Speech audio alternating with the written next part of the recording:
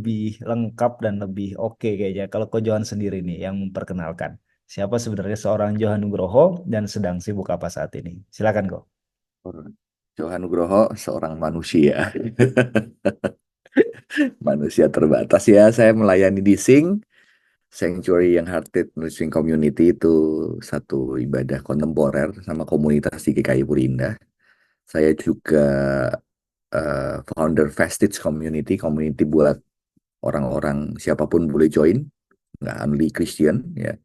Juga tidak menyebut sebagai komunitas Kristen, tapi kumpul di kafe-kafe ngomongin hal-hal yang mungkin orang nggak mau ngomongin di gereja sulit diomongin, kita omongin itu. Jadi belajar, kita bisa belajar dari perspektif orang lain. Dan yang ketiga, saya sekarang coach ya, atau coach di LGF Church ya, jadi salah satu gereja LGF di daerah Pluit as a coach. Gitu sih, Jer. Tapi tepatnya paling tepat saya manusia. Luar biasa. Thank you Go, saat ini Thank bisa you. join di channel ini dan sebenarnya yang bikin saya tertarik dengan Ko Johan adalah apa yang Ko Johan sampaikan tentang embodied Christianity dan kayaknya satu-satunya YouTuber Kristen yang menyampaikan itu di YouTube dan eh, sebetulnya masih mungkin sangat-sangat asing. Mungkin bisa dijelaskan dulu kulitnya, dasarnya atau apa yang sebenarnya inti dari embodied Christianity ini Ko Johan.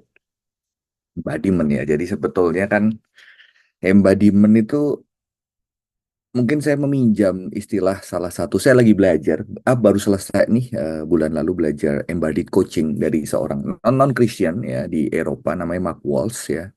Saya harus kutip dan dia simple banget kasih penjelasan what is embodiment back to the body.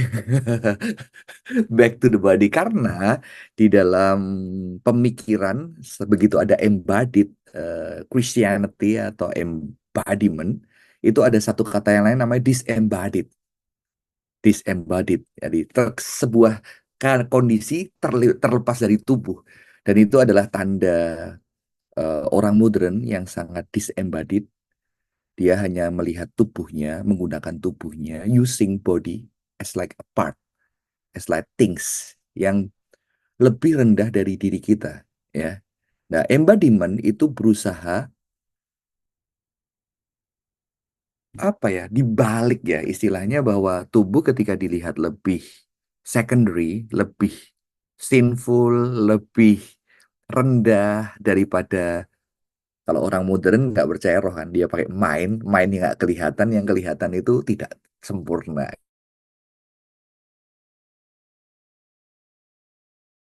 tubuh. Nah, embodied theology atau embodiment lebih menekankan bahwa tubuh itu punya quality yang sebetulnya tidak lebih rendah dari jiwa. Karena tubuh juga diciptakan Tuhan yang baik, tubuh diciptakan Tuhan yang menciptakan di manusia itu dengan aku tidak suka kata bertubuh ya, menubuh ya.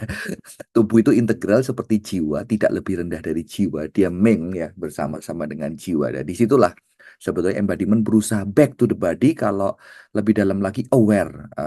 Salah satu praktisnya itu aware of your body. Sehingga kamu tidak disintegrate, disembodied gitu sih. Pusing juga ya jelasinnya sederhana ya. Kembali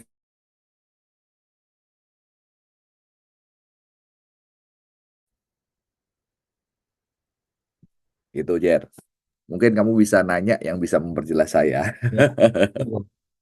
Sebagai umat beragama nih gue ya, apalagi seorang Kristen kan, kita biasanya kenal dengan istilah dikotomi. Ada jiwa, Mhm. ada tubuh. Mungkin ada juga Mhm. beberapa yang menganggap trikotomi jiwa, tubuh, roh. Dan yang Ko Johan jelaskan tadi seolah-olah itu menantang persepsi hal yang demikian gitu loh. Karena selama ini kan kita selalu berpikir oh tubuh ini sangat berdosa, tubuh ini Ya, tidak bisa mencapai sesuatu yang spiritual, kita mencapai sesuatu yang ya. spiritual dengan jiwa. Dan Mhm. eh, apakah embodiment ini menyanggah hal itu atau gimana itu? Ya, itu kekhawatiran kadang-kadang embodied berarti apakah dia monism, dualism gitu ya. Kalau monism itu apakah tubuh itu eksistensi manusia ya satu aja, ya udah manusia manusia yaitu tubuhnya gitu. Atau sebetulnya dualisme manusia punya roh sama tubuh. Kalau Kristen lebih complicated lagi ada doktrin. Oh manusia roh jiwa tubuh atau manusia adalah roh tubuh gitu kan. Jadi sebetulnya kalau aku lihat kritiknya sejauh ini waktu membaca buku-buku tentang embodiment itu ya tidak konsen kepada perdebatan dualisme, perdebatan trikotomis, dikotomis itu nggak konsen ke situ, tapi sebuah keresahan karena sebuah kenyataan kehidupan yang disembodied, yang tubuh itu benar-benar istilahnya dimarginalkan gitu ya. Selalu dilihat hanya sebagai alat kayak kayak hanya untuk kalau mau berspiritualitas tubuh ini hanya dipakai alat untuk mencapai spiritualitas yang lebih tinggi gitu loh. Jadi kayak only things benda-benda kayak handphone ini, kayak mouse ini ya udah kita pakai aja. Dia tuh some things lah matters yang nggak begitu mulia. Justru memang pemikiran ini mengkritisi, bukan mengkritis dualisme atau trikotomi segala macamnya, tapi mengkritisi ada satu realitas dari manusia yang tidak kelihatan, bisa itu jiwa, bisa itu mind, ya, itu yang lebih dianggap superior daripada tubuh, yang kayak dilepas. Jadi kayak aku punya tubuh, ada aku yang di luar tubuhku yang lebih punya value dibandingkan tubuhku gitu loh. Tubuhnya sehingga nggak penting nih ini nomor dua nih. Lu kelas 2. Nah, disitulah yang dikritik noh. Emang lu bisa tahu gua tubuh itu kan lu lihat tubuh lu gitu loh. Ya, jadi kalau bisa pakai perdebatan Aristoteles sama Plato sih, cuma kita nggak usah ngomongin itu lah pusing ntar ya. Jadi dia mengkritisi itu, bagaimana tubuh itu dimarginalkan, padahal tubuh itu yang integral dengan kehidupan kita sehari-hari kan, ya. Jadi itu masalahnya sebetulnya. Jadi waktu aku baca-baca dia nggak konsen, oh mana yang bener dikotomi, trikotomi, dualisme, dualistis karena eh tapi memang karena mengkritik Christianity yang dianggap disembodied religion karena kan secondary-nya kelihatan tuh duniawi, rohani, materi, jiwa. Tapi dia mengkritik filsafat juga yang menekankan mind. Kan mind itu juga menekankan unsur yang tidak kelihatan itu lebih tinggi daripada sesuatu yang materi. Maka mind ini harus mengontrol body gitu ya. Kita itu ada pikiran yang harus mengontrol tubuh karena pikiran itu lebih superior dibandingkan tubuhnya gitu kan. Makanya jadi orang pinter bukan jadi orang pakai fisik aja gitu kan. Gitu Jadi ya. Jadi lebih embodiment ini isunya eh, bukan mengenyahkan itu semua kok ya. Jadi maksudnya kita ini apanya. semua satu gitu. Yang tadi yang pikiran lebih mendominasi, eh, tubuh ini hanya sebagai Dia alat. tidak menekankan mengatakan satu tapi sebetulnya yang lu anggap secondary itu integral dengan hidup lu gitu. Yes, yes, Tubuh itu sesuatu yang bagian dari yang lu miliki, yang nyata, yang ada, tapi kenapa lu second kan? yes. Jadi dia nggak mau kayaknya yang sementara aku belajar dia lebih mengkritisi ada satu realitas sedangkan sehari-hari lu pakai tubuh lu gitu loh. Dan Dan aku kasih contoh sederhana lah, Jar. Waktu gue pikir lu punya permasalahan apa? Lu belakangan ini down. Coba pikirin lu seminggu ini down kapan gitu ya. Coba pikirin. Kepikir kan baru harinya lagi nggak baru. usah nggak usah cerita nggak usah kepikir kan hari Senin hari Selasa Ya, iya kan ya. kepikir kan ketika lu ketemu siapa segala macam tapi lu pakai pikiran kan sebetulnya pakai mikir kan Yes. beratnya kan di mindmu tapi kalau embodiment ketika lu down coba lu balik ke sana waktu di situ lu sedang duduk atau sedang berdiri terus ketika lu duduk lu rasa apa di badan lu jantungmu detak atau hatimu sakit atau pundakmu pegel kepalamu rasa berat ketika lihat wajah bodimu kelihatan kayak gimana itu beda banget loh bener nggak kita kan selalu pakai ini terus kayaknya kita mikirin di keluar dari tubuh kita kita nggak balikin tuh ke tubuh kita Ya. padahal kalau ketemu setiap orang yang gue coba itu dia bisa ngenali ternyata kemarin waktu gue down hatiku ini bagian chest ini kayak sesek gue kayak disayat nih di sini pundak gue kayak tertekan gitu loh jadi dia nggak cuma pakai main dia ngerasain badannya ya. Ini salah satu digunakan di dalam embodied coaching. Oke. Siap. Karena masalah mental itu masalah tubuh gitu kan. Dan juga spiritualitas itu pada awalnya kalau saya pernah tahu kok ya, memang kan sesuatu yang sifatnya tubuh kita lakukan gitu kan, seperti Ya, meditasi, ya, yoga dan lain sebagainya gitu loh. Nah, ya. eh, mungkin begini kok, apakah eh, hal itu justru menguatkan metode-metode seperti tadi dalam kita berspiritualitas gitu? Ya, jelas jelas. Jadi sebetulnya kan keresahan gua, aku itu dari kecil martial art. Jadi aku belajar wushu, belajar kungfu, ya kan. Aku terus juga atlet basket lah ya. Ya, aku atlet, tapi begitu aku masuk ke dunia teologi gitu ya, aku belajar teologi reform, itu aku bener-bener fokus ke body, ke mind, ke doktrin. Wah, keren, keren. Tapi aku menghilangkan sisi, maksudnya udah tak tinggal semua, walaupun dulu di sekolah Alkitab gua pada bawa pedang, pakai tongkat, gua latihan kungfu di sana, tapi kan udah secondary gitu loh, gua akhirnya fokus.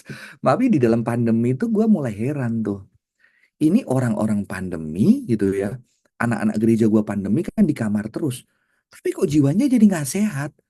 Oh, sih. Telepon pacarnya di kamar, kerja di kamar, ibadah di kamar, stres gitu loh. Gue harus akhirnya bilang sama mereka, sementara gue lihat orang mulai sepedaan di luar. Hah? Orang Jakarta udah capek-capek, Senin sampai Jumat, Minggu harusnya tidur bangun pagi, nggak ke gereja, dia lebih naik sepeda gitu loh. Naik sepeda, kok mau ke puncak jauh-jauh, macet-macet berapa jam, tetap ada aja orang yang macet. Ada something yang menjadi pertanyaan gue. Jangan-jangan sebetulnya ini ada something yang kita lack gitu loh. Walaupun ke gereja kan juga dengan tubuhnya sebetulnya, tapi kita tidak concern karena kita mikirnya itu rohani, yang penting menyembah Tuhan. Tapi tubuh itu tidak menjadi ruang. Nah, disitulah aku mulai resah, apalagi ketika karena pandemi sakit, aku mulai merasa jangan-jangan justru Christianity ini spirituality-nya harusnya embodied. Hmm. Itu questionku. Dan Yes. aku mulai olahraga lagi, dan aku suruh anak pemuda, "Ih, lu jangan di kamar, lu keluar naik sepeda." Wah, ternyata waktu naik sepeda, wah di situ justru gue bisa berrelasi sama Tuhan, ngerasain segernya angin, wah stresnya hilang gitu loh. Nah disitulah waktu itu kebetulan gue bikin tesis nih. Nah akhirnya gue tertarik, tesis gue tuh embodied spirituality. Oh. Justru tesis gue tuh embodied spirituality sebagai sebuah pembelaan karena orang Kristen itu di dalam dunia embodiment dianggap sebagai agama yang merusak, dalam tanda yang disembodied, sehingga di dalam dunia barat jadi disembodied semua, tubuh itu berdosa, tubuh itu akan dihukum, tubuh akan dibinasakan segala macamnya gitu lah. Disitulah aku mulai mendalami embodiment dan aku memang menemukan dan membuktikan di dalam tesisku bahwa Christianity itu adalah agama yang sangat embodied. Hmm. Maka kita perlu menghadirkan spiritualitas yang embodied, yang integral dengan tubuh. Karena keresahanku juga melihat mindfulness. Kalau orang-orang belajar mindfulness, mindfulness kan dari Buddhism. Yes. Dari Buddhism, Buddhism itu menghasilkan sebuah praktek spiritualitas lah, mindfulness yang bisa dipakai orang dalam agama apapun. Dan itu terbukti secara ilmiah menyehatkan. Pertanyaan gua, Kristen-Kristen yang katanya mau jadi berkat itu tuh punya spiritualitas apa? Yang kalau orang yang non-Kristen, gue pengen coba lu produk lu gitu loh. Gue belum percaya legend, tapi lu punya produk kayak mindfulness nggak? Gue pengen. Nah, bagi gue, sebetulnya Christianity punya embodied spirituality. Lah, itulah keresahan tesis gue. Gue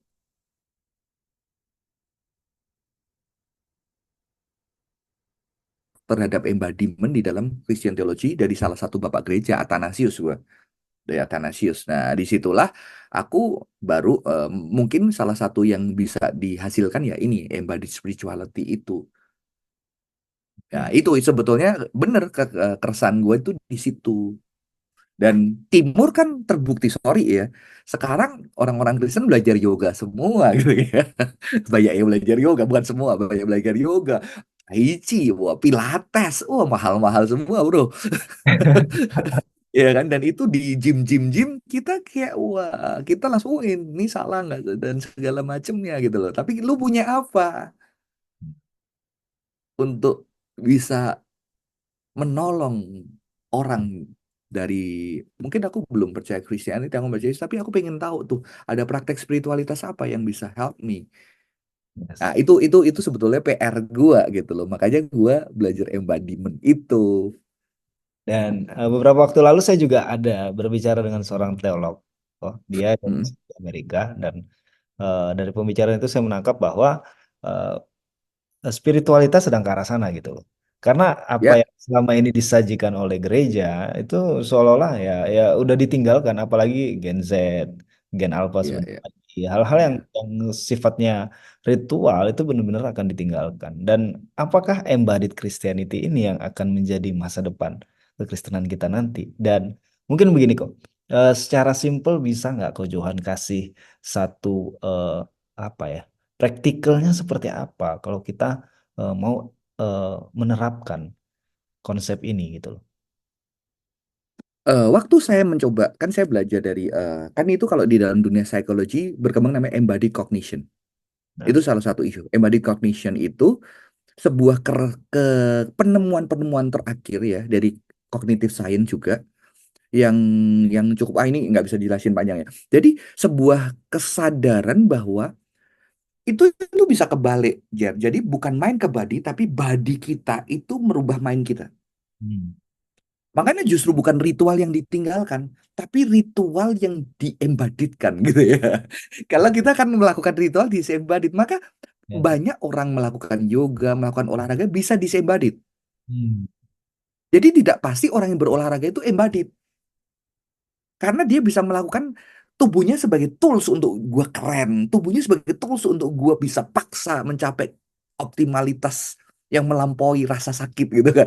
Kalau embodiment itu justru awareness of your body, painnya, sakitnya, apanya lu sensationnya lu harus feel it.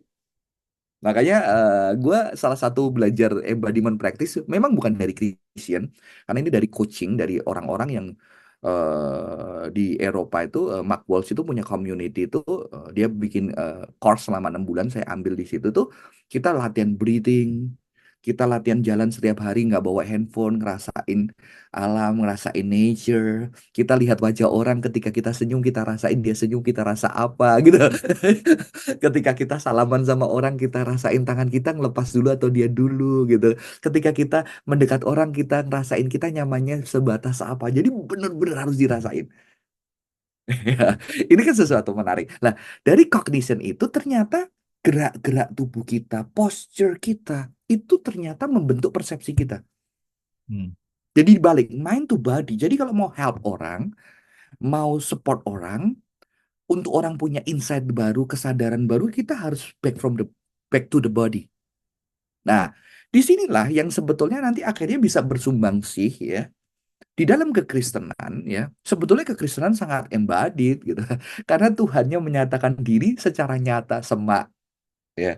Ada yang nafsirin keren loh. Kenapa semak? Karena semak belukar itu tidak bisa mati. Grassroots tuh, aduh, ada yang terbakar tapi dia tetap ada di sana. Tuhan itu bukan Tuhan yang menyatakan dalam besar apa tiang awan, tiang api, apa tabut perjanjian yang bisa dilihat bareng. Itu semua pengalaman embodied. Akhirnya Yesus yang benar-benar datang sebagai manusia yang menyentuh dan disentuh. Jadi, waduh, embodiment itu sangat Kristen ya. Nah, disinilah gue sampai lupa pertanyaan lu apa. Inilah yang menyebabkan akhirnya ini bisa dipraktekkan di dalam kekristenan untuk menghadirkan sebuah spiritualitas yang real. hmm, Karena kalau di dalam embodiment, kita tidak bisa merasakan cinta Tuhan tanpa tubuh kita. Maka cinta itu dinyatakan secara menubuh. Aku kasih contoh, salah satu penemuanku, maksudnya yang aku tawarkan untuk menjadi sebuah praktek itu adalah kalau ada mindfulness di Buddhism, aku mempraktekkan the embodiment of Christ. Christianity disebut the body of Christ, right? No one itu pernah bilang ini, Tuhan itu udah di surga. Jadi orang kalau berjumpa dengan Tuhan melalui tubuhnya, tubuhnya adalah kamu dan saya. Oh, waduh, justru, oke, gue tidak merendahkan mindfulness. Bayangin lu patah hati, kehilangan orang yang kamu cintai, keluarga nggak ada gitu, terus kamu breathing deh. bisa sedikit melegakan. Tapi bayangin Christianity, teman-teman karismatik Pantai Kosta yang mungkin nggak sadar mereka udah embodiment. Ketika ada orang yang sudah sedih, kamu coba pegang pundaknya, nyanyi Allah mengerti. Ada breathing, ada rhythm. Peduli segala ada sentuhan tangan temenmu, that's really beautiful. Detak jantungmu, kalau orang sedih, makanya kan kemarin si Adira bilang kan orang ngerokok itu kan mindfulness ya. Karena dia stres, dia pusing sama masalahnya, dia di bawah pohon, Oh, muncul insight-insight ketika. yes, yes, yes. Jadi sebetulnya teman-teman kita Christianity punya praktek-praktek yang kita nggak pernah aware. Itu embodiment. Oke. Bayangin itu begitu powerfulnya. Sementara orang-orang di dunia, orang yang takut, sedih, nggak punya teman, malam-malam kosong, pergi ke pub, ada temennya yang berdiri duduk di sana sampai jam 3 pagi, ketawa bareng. Ketawa membuat dia sedikit relax gitu ya. Gendong dia ketika dia mabok. Christianity sibuk sibuk latihan nyanyi buat besok minggu gitu ya. Nggak harus sampai jam 3 sih, tapi do you know ya Mbak what I mean? Jadi banyak hal yang sebetulnya ritual-ritual saat teduh yang sebetulnya di awal ibadah yang menenangkan, musik-musik ritme yang membuat orang semangat, itu embodiment semua. Terus sih, karismatik Ketika pasti. kamu sedih, iya, ketika lu sedih datang ke gereja, wah, wah. Karena di dalam ketika aku mempelajari praktis embodiment, aku disuruh bahkan mencoba beberapa jenis gerak. Aku mencoba beberapa jenis yoga, aku mencoba beberapa jenis olahraga yang high intensity kayak boxing, Muay Thai, ya Wing Chun. Aku nyoba nari dancing juga yang lebih flowy. Aku coba juga improvisation di dalam theatrical improvisation. Jadi aku mencoba semua untuk aku ngerasain apa yang terjadi di tubuhku. Dan itu ternyata bisa menghasilkan insight dan kamu bisa banget gabungin di dalam spirituality. Oke. Aku kasih contoh kemarin aku coba di retreat ya. Aku kasih contoh. eh ini ini aku coba coba eh, lu gini Jar, taruh hal yang paling berharga lu di sini, Oke. bisa family, bisa anak, bisa istri, taruh di deket di sini ya, coba rasain ya, kamu deketin, rasa enak nggak waktu dideketin di dan rasa nggak. Eh, Coba sekarang sesuatu itu jauhin, enak nggak? Oke, nah. Kayak Nggak enak, ya? Nggak enak ya. Nggak enak kan ya. Bayangin kalau itu jauh dari kamu, hancur kan hidupmu. Nah, kamu langsung aware kan sekarang. Gue langsung tebak, yang ditaruh itu bukan Yesus kan? bener, bener. Iya, Iya, iya. benar kan? Tapi bukan berarti semua teman gue pendeta yang gue tanya juga bukan Yesus, termasuk gue gitu. Tapi coba coba kesana dengan kesadaran yang sama, pasti di situ biasanya kalau nggak istri, anak, ya kan, keluarga kita, orang tua kita kan, dengan kesadaran yang sama, Tuhan kan suruh mereka boleh gak ditaruh situ? Boleh dong. Karena mereka kan orang yang minta Tuhan ingin minta kita cintai, tapi kurang apa? Pasti di situ bukan dirimu juga nggak ada kan? Ya Enggak. kan? Nah, aku biasa pernah minta sama jemaat tuh coba taruh dirimu di sana dan taruh Yesus di sana. Sekarang deketin ke hatimu, tempelin ada Yesus yang deket. Different kan? Itu kan langsung aware. That is embodiment. Oke. Itu aku mencoba dengan kreativitasku mengembangkannya dengan spirituality Kristen. Dan beberapa teman ketika lu nggak ada di situ loh, padahal lu perlu dicintai. Di situ mereka bisa nangis, Yes. bisa tersentuh. Itu salah satu contoh praktis yang kuintegrasikan. Satu lagi, kemarin aku minta jemaat, jadi coba bayangkan sekarang kalau Tuhan Yesus datang mau meluk kamu. Gesturmu gimana? Ternyata beda loh. Ada yang lari, Oh, gue nggak mau. Ada yang sujud di lantai karena gue nggak ngerasa nggak pantas. Ada yang langsung meluk. Gua karena mungkin gua dulu nggak deket sama papa, gue mau dipeluk, coba gue nggak mau meluk. eh, Gue cuma kayak gue ngerasa gue kayak gue seneng dipeluk tapi gue diem aja, gue nggak membalas pelukan itu. Jadi di situ kan kita bisa ngeliat, oh ternyata ini loh eh, cara body kita, cara jiwa kita, body itu kan jiwa kita, berrelasi sama Tuhan itu sedetil ini. I Itu see. sih. Ya, wah keren sih kok. Kebayang ya, kebayang ya. Dan ini kan sangat nabrak loh ya dengan apa yang selama ini kita pikir gitu loh.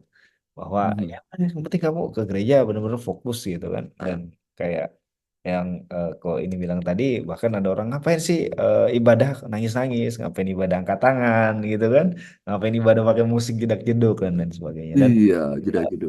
ya eh, memaknai itu sebagai satu proses embodiment memang akan membuat kita benar-benar oh ini nih bukan cuma satu hal yang ritual gitu loh seperti yang That's right. tadi ritual itu jadi embodiment malahan gitu kan Iya, iya, iya. Karena dan yang jedak-jeduk itu dan angkat tangan juga bisa jadi ritual kan, Jer? ya betul betul itu. Maksudnya ritual yang disembadi karena kita memaksakan harus angkat tangannya pakai dua tangan baru itu sah. Padahal setiap orang ternyata beda loh, Jer. Benar. Ya. Ternyata waktu aku kemarin coba ke worship leader di gereja, coba sekarang kita worship, karena kan di gereja gua itu ada yang backgroundnya karismatik, ada yang sangat evangelical tradisional yang nggak biasa ngangkat tangan. Iya kan? Kalau kita paksain mereka ngangkat tangan gitu kan, itu violence juga gitu loh. Karena Yes. mereka expression itu kan sebagai sebuah kejujuran gitu loh. Dan Ya. waktu itu aku coba tutup mata gitu ya. Ini pertemuan worship leader. Coba sekarang kita nyanyi lagu ini, kita worship Tuhan dengan cara kita, dengan embodiment kita yang lu paling nyaman dan lu mau give gesture gitu loh. Ternyata beda-beda. Ada yang nyaman dengan gini, ada yang cuma angkatnya segini, ada yang karismatik begini. Wah, it's really beautiful gitu loh. It's really beautiful gitu. Bahkan kalau masih ada yang belum bisa gesture, dia cuma diem, it's okay. Cuma satu tangan di dada, that's really beautiful. Oke. Yes.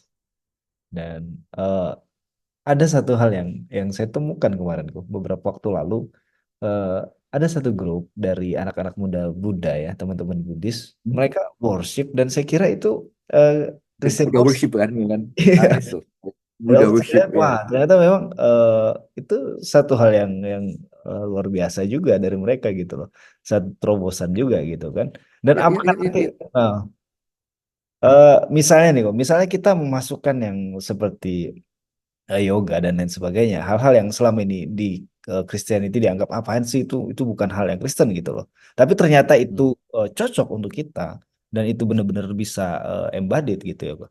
Apakah itu eh, akan membuat satu Sinkretisme. iya iya. Gimana nih Eh, supaya kita nggak terjebak pada hal yang seperti itu gitu loh. Menariknya ketika saya belajar dari teman-teman yang di Eropa itu, mereka membuang hal-hal yang dalam tanda kutip language-language yang bersifat mystical, Hmm. energi gitu. Iya. Ki gitu ya. No. Terus apa ya? Elements for elements ya. Flow. Jadi mereka menggunakan bahasa-bahasa teknis yang ya itu bahasa tubuhmu ya, jantungmu, tanganmu, kepalamu, ya kan, nafasmu pendek panjang gitu ya. Jadi itu kan sesuatu yang kalau kita percaya bahwa aku itu suka banget di dalam teologi reform ada doktrin all truth is God's truth. Segala kebenaran adalah kebenaran Tuhan. Karena orang kebenaran itu bisa datang dari manapun yang tidak berlawanan dengan firman Tuhan kan. Itu kan. Itu kan klaim yang sangat terbuka dari reform gitu lah ya gitu ya. Sehingga kita bisa dengerin dari orang ateis bahkan ketika dia speak truth. Sementara di saat yang sama pendeta belum tentu kalau dia ngomong yang benar gitu. Kalau dia ngomong nggak benar ya itu bukan kebenaran sekalipun dia pendeta. Truth is God's punyanya God's gitu loh. Nah, di situ aku bisa sehingga aku terbuka untuk melihat bahwa contohnya sederhana, kita juga menerima obat-obatan yang diciptakan oleh orang ateis agnostik, ya kan? Iya kan? Iya. Apalagi olahraga, lu olahraga basket atau olahraga apa ya juga penyembahan terhadap dewa-dewa apa gitu loh. Semua itu ada background cultural, spiritual. Kalau orang Cina Kristen ada Xinjia, ada Angpo ya pakai merah-merah. Itu semua ada cultural di sana. Bahkan perayaan 25 Desember untuk Kristus kan juga perayaan Sol Invictus, Dewa Matahari kan sebetulnya kan gitu kan. Jadi ada culture tapi bagaimana kita as a Christian ya melihat kebenaran itu yang ada. Sebetulnya Christianity punya, cuma kita nggak aware aja. Makanya embodiment ini kan digelitik sama dunia timur sebetulnya, Jer. Hmm. Orang barat itu gelitik karena mereka terlalu disembadin, mereka pergi lihat orang timur kok sangat Yes. nuang tehnya Jepang itu kok sangat sangat penuh dengan awareness gitu loh. Duduknya semua justru Eastern kan. Orang Jawa mungkin juga punya embodimentnya gitu kan. Dari pakaian, dari mana semua. Nah, di sini justru Western itu menyadari sehingga Christianity kan juga sebetulnya di Bible itu sangat sangat embodiment. Orang yang marah digambarkan wajahnya ke bawah. Hmm. Iya kan? Kain kenapa wajahmu ke bawah gitu. Dan nah, itu sebetulnya kalau bagi gua kita punya dasar untuk mengintegrasikan karena di kampus kami ya di STT Reform menekankan bahwa ada integrasi. Kalau kita punya teologi, kita coba lihat satu bidang ilmu yang kita bisa integrasikan, science, psikologi segala macam gitu. Nah, embodiment kan sebagai sebuah a new science lah, maksudnya yang kontemporer dari embodied cognition gitu kan. Kalau dulu konseling Kristen bisa pakai cognitive behavior therapy, bisa pakai psychoanalytics, dia bisa pakai ini, kenapa ini tidak gitu loh. Ya, walaupun semua psychoanalytic tidak dipakai oleh konseling Kristen gitu kan. CBT tidak mungkin hanya beberapa part yang hipnosis dibuang gitu kan. Jadi bagi saya di mana gitu loh, di mana gesture tadi yang aku bilang itu menjadi hanya gesture milik kan tubuh ini dimiliki orang. Ini gue belajar dari Bruce Lee ya. Bruce Lee itu dulu kan mengembangkan sebuah sekuler martial art ya. Karena dia nggak mau pakai jurus. Kenapa? Orang berkelahi tangannya dua udah. Yes. Lu mau ke kanan kayak ya nonjoknya juga ke sono-sono aja gitu loh. Ya udah, kenapa gua tradisi gua harus gini? Ya udah tangannya dua nonjok orang udah selesai gitu loh. Dan ketika embodiment ya kita pakai dua tangan, pakai kaki. Hmm. Bahkan di situ kita bisa melihat tradition yang lain, oh ada gesture. Karena ternyata waktu gue belajar ya, gesture atau pose itu bisa mempengaruhi persepsi kita. Kayak tadi kan langsung pengaruh, lu langsung bisa ngerasain tuh ketika lu taruh di sini. Ketika lu gini, sama ketika lu gini, kamu rasa berbeda. Ketika lu sekarang gini, tanganmu di depan, lu akan kerasa berbeda. Dan itu membuat kesadaran kalau orang yang nggak punya boundaries, selalu dia nggak bisa nolak orang lain. Coba latihan gini, Hmm. bayangin orang yang nggak bisa tolak. Kamu akan punya boundaries. Tapi makanya orang dilatih, lu harus bisa nolak. Tubuhnya sejak dulu dilatih nggak bisa nolak. Nggak ada boundaries, maka perlu. Makanya orang-orang yang berasa belajar martial art lebih berani, no, gitu ya. Lebih bisa, karena dia latih dengan tubuhnya, pikiran dia, gitu. Sebetulnya ini sangat, sangat, apa ya, sangat, karena Kristen juga punya tubuh. Yes. Ada ritual-ritual yang banyak, yang nggak harus ambil dari luar sebetulnya. Di Christianity banyak gesture kan. Benar. Tanda apa ya guru gua Pak Budianto Lim ngajarin hormat apa berkat ahli Tritunggal gitu ya. Ada gesture yang beautiful. Dulu Kristen punya cium kudus ya, ya Ah, kan? salah satu kekuatan Kristen juga kan adalah komunitas kok ya. Kita That's right.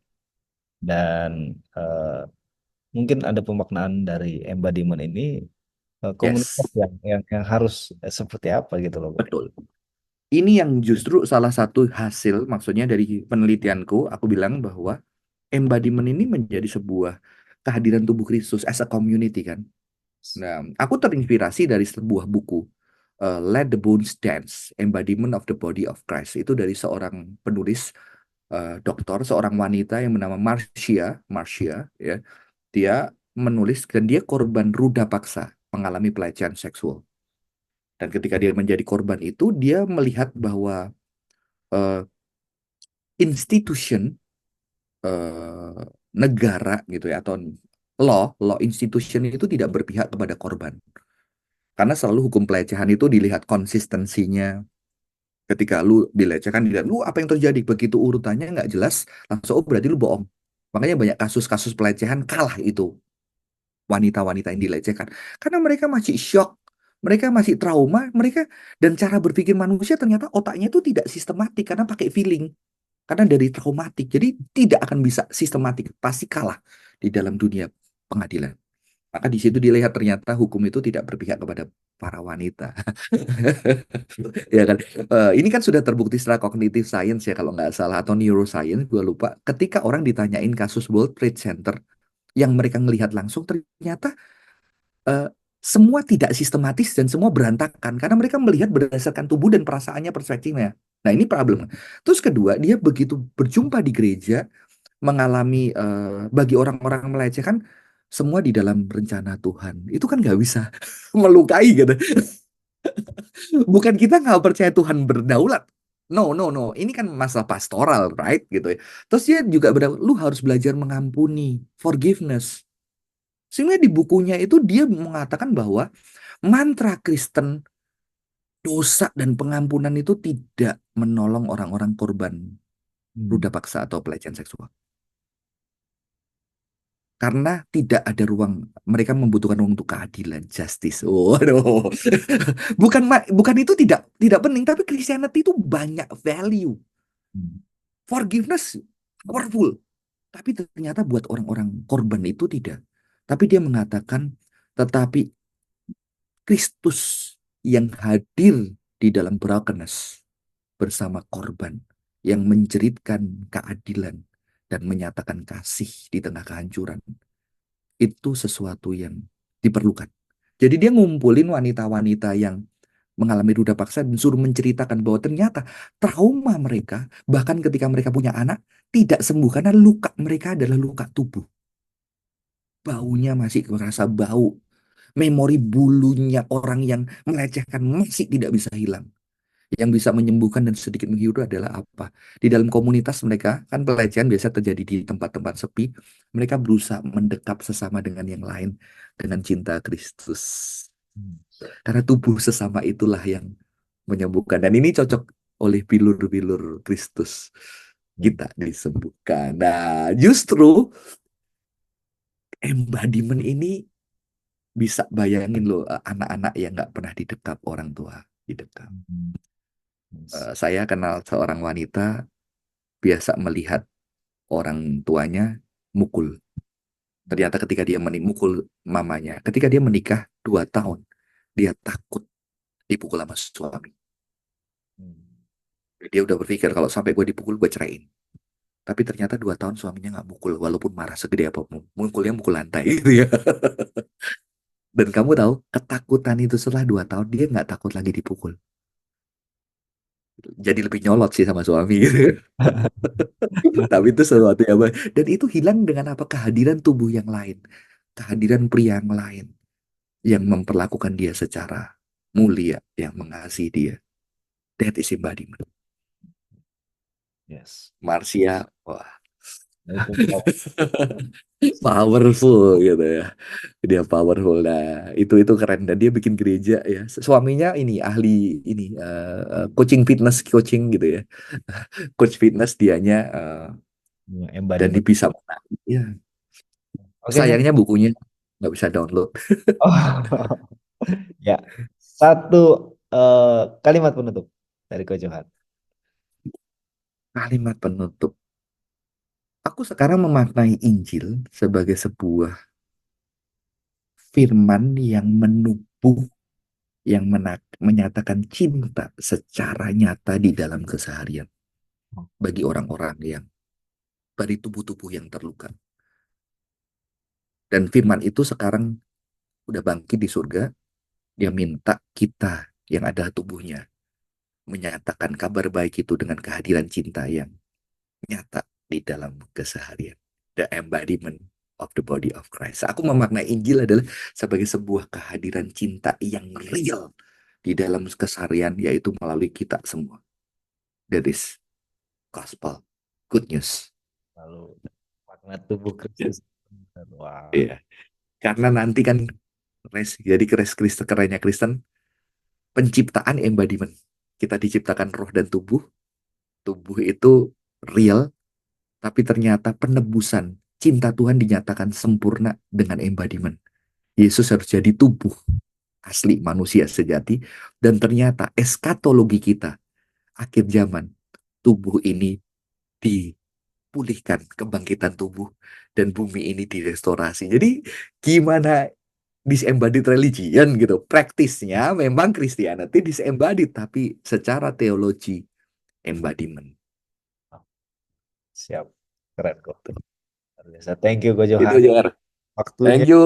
saiknya Ya, tua ini membuka kita ya akan sesuatu dan eh, kita harus terus berdoa dan berharap bahwa kekristenan akan semakin semakin menjangkau banyak jiwa dengan ya, orang yang that's right. hidupnya semakin banyak diubahkan, orang mengenal Kristus lewat kita tubuh-tubuh Kristus. Ya, ya. Thank you banget. Thank you. Okay, thank you. Bless you. Semoga bisa eh, kita atur next session bahas hal Ya, yang lain karena ya, saya pengen banget ikut komunitas Yoko Johan tapi karena jauh di Kalimantan Selatan ya. ya mungkin saya minta 1-2 kali sesi kita bisa bahas hal-hal yang menarik dan Yes, yes. Yes. Yoko Kalau Johan pas ke Jakarta kabar-kabar. Oke. selalu istirahat Tuhan berkati. Thank you.